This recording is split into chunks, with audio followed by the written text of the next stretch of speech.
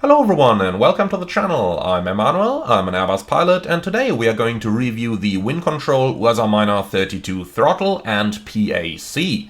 Now, most of you probably still know the company under the name WinWing, however they have changed their branding and they're now called Winctrl. So at this point, thank you very much already to Winctrl for sending me a review copy of these products. The units we are reviewing today come in two versions that are also available in one singular package. There is the WASA-32 throttle and PAC combination, which costs €233.25, and then there is the WASA-32 throttle, available for €126.51, as well as the PAC, which is available for a price of €106.74. Also included in today's review is Winctrl's Throttle Desk Mount 5 with a profile bar 1 for a price of €34.61. I can really recommend getting a stand to hold your throttle and PAC because, as you can see, the bottom of the flap and spoiler axis controls is located quite a bit lower than the bottom of the throttle unit. So you can either just place the throttle unit on your desk and attach it with a couple of adhesive pads, or you use a throttle stand like I'm using. One advantage of using Winctrl's throttle desk mount is that you can also attach other Winctrl products to it. For example, I've also attached my ECAM control panel as well as the landing gear controls to my throttle desk mount so that I have one nice Airbus construction for my simulator setup. Let's now take a closer look at the unit itself, and we're going to start with the thrust levers. The thrust levers are modeled after the Airbus A320 family thrust levers, and they include both the forward controls, including all the detents, so climb, flex and toga, as well as the reverse controls. In order to get them into the reverse detents, you need to lift the levers at the front, and then you can move them back where you've got both the idle detent as well as the maximum reverse detents, which is also controlled on the axis. We can nicely see all of this in action within Winctrl's Sim App Pro, where we can also configure the units to our likings. Now, this is the default configuration, which is the single stroke double shaft configuration. This basically provides you with a single axis per side, as well as buttons, as you can see illuminate here, for all the different detents. This is great for usage with aircraft that allow you to customize the position of detents on your thrust lever axis, such as the Phoenix and Flight Simlabs Airbuses, but also the Inibuild Airbuses or aircraft like the Aerosoft CRJ. However, if you want to fly an airplane that does not have that ability, such as, for example, your favorite PMDG Boeing, then Winctrl offers you an option. If you switch from single-stroke double shaft to something like double-stroke 4-axle control, like this one, then the axis suddenly splits, and now we have our thrust lever still in idle, and now we've got the RY axis. If we are now moving it forward, you can see that we now have a normal thrust lever control like we would have on a conventional joystick that doesn't have any detents. If you now pull that very same lever into the reverser, you will get a separate dedicated axis down here, giving you full control over both the forward thrust as well as the reverse thrust in your different add-on aircraft.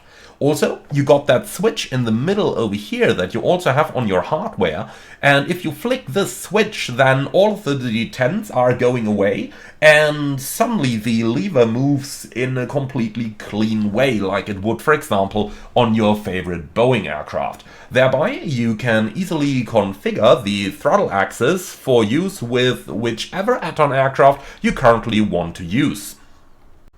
The levers themselves leave a very solid impression, and what's worth pointing out over here as well are the instinctive disconnect push buttons on the side of the levers, which provide easy means to disconnect the auto thrust system.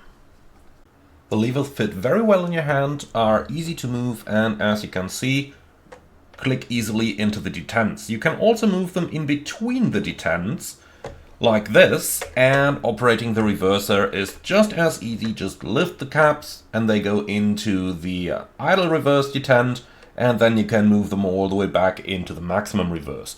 To move them back forward, you need to move those levers up here down, and then you can control the levers in the forward position once again. Moving a little bit further down, we got the engine master levers and the engine mode selector together with the fire and fault lights. You will notice that the engine master levers are not printed by default, but there are some stickers included with the engine 1 and engine 2 texts, so that you can customize them to your liking. However, the master 1 and master 2 texts above the levers are hard printed onto the unit because they include the variable backlighting that can be controlled through your favorite add-on aircraft or directly through SimApp Pro. The levers also include the guard against accidental movement, so that you can only move them by actually lifting them up and then moving them forward or backwards as to your liking, so that you do not accidentally switch an engine off. And here's what it looks like to do this in action. You grab the switch, then you can just lift it up across the guard into the other position, like that. Very easy going. Let's now move one step further down from the throttle to the PAC. The PAC consists of the spoiler controls, the park and brake, the rudder trim and the rudder trim reset button, as well as the flap lever. Each one of those operates just like the real units, including the same haptics. So let's get right into this and have a look at each of the individual controls.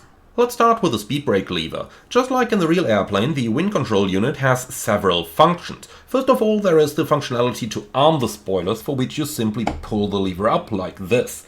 You can see that the white part of the handle now shows, indicating physically that the lever is in the armed position, and you will also see it armed in your add-on aircraft. To disarm the spoilers, simply press it right back down. Now, in order to move the lever, you will notice that it has a guard over here which prevents accidental movement. To be able to move it, you need to press it down, and then you're able to move the lever.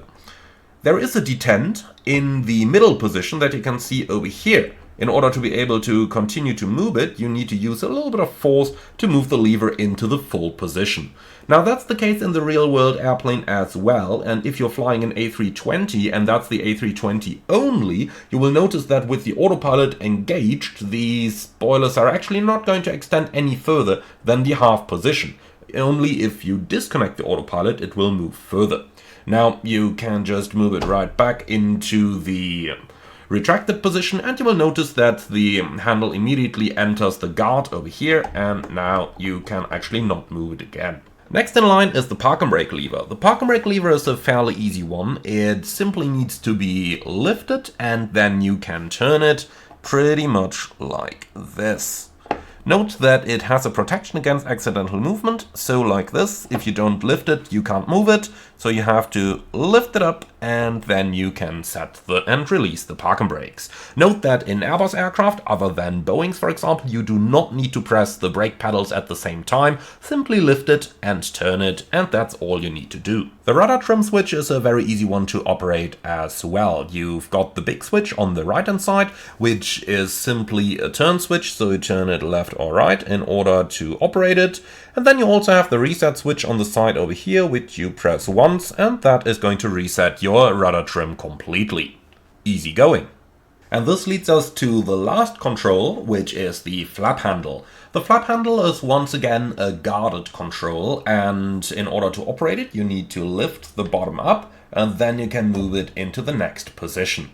Now, in the real world, the way that you do this is that you put your entire hand on top of the lever, kind of like this, and then you lift it up using the tip of your fingers and just let it slide into the next position. And like that, you can operate it very easily and very efficiently, just like in the real aircraft.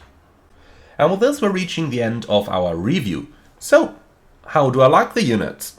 I've had them for about a month now, and I've been using them extensively with my Phoenix A320, the Inibuild A330, 340 and 350, as well as my PMDG 737 and the TFDI MD11. That means I had to use the unit in both the Airbus configuration with all the detents in, as well as the, let's say, non-Airbus configuration where the detents are removed.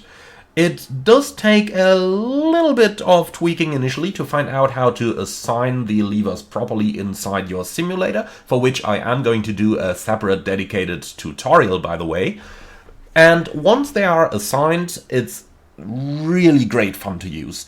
The throttle enhances the feeling of flying Airbuses in the simulator so much by including the actual detents, but also providing a fairly decent range of motion or range of travel under which you can move the levers. That means that precise control of your thrust levers is possible, even though I have to say that they do replicate the feeling of the real-world Airbus throttle to a certain extent.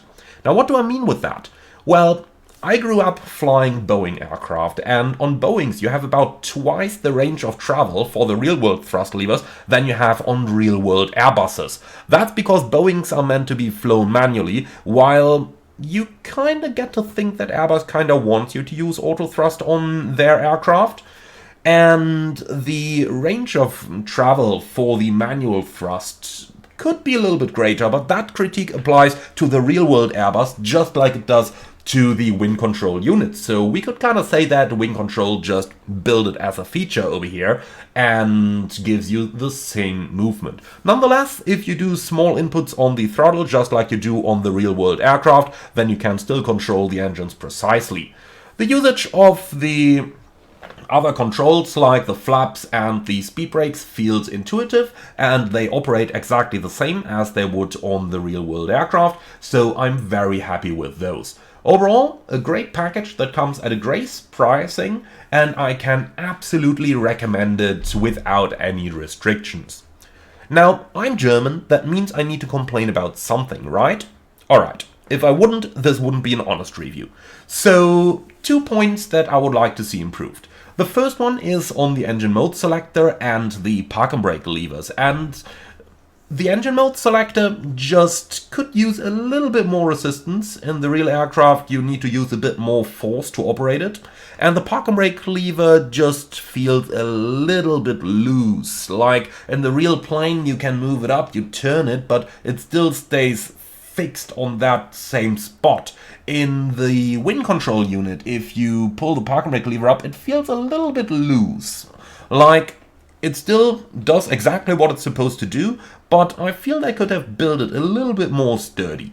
Now, the second point is that it would be lovely if they could include a little stand for the throttle, so that if you've got both the PAC and the throttle mounted together, they kinda stay at the same height, because, as mentioned earlier, the units for the flaps and the speed brakes just are a little bit taller than the throttle control unit, and therefore you kind of need to put something beneath the throttle, or you just stick the throttle to your desk using the included adhesive pads, and then the PAC unit just hangs over the edge of your desk. So that's something to keep in mind. You can easily solve that by getting yourself the throttle mount, which I can fully recommend.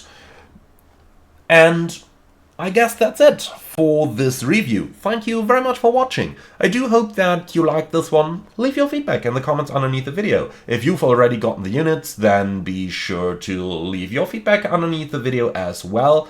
And with all of that out of the way, thank you very much for watching. Thank you once again to Winctrl for providing me a review copy of the unit.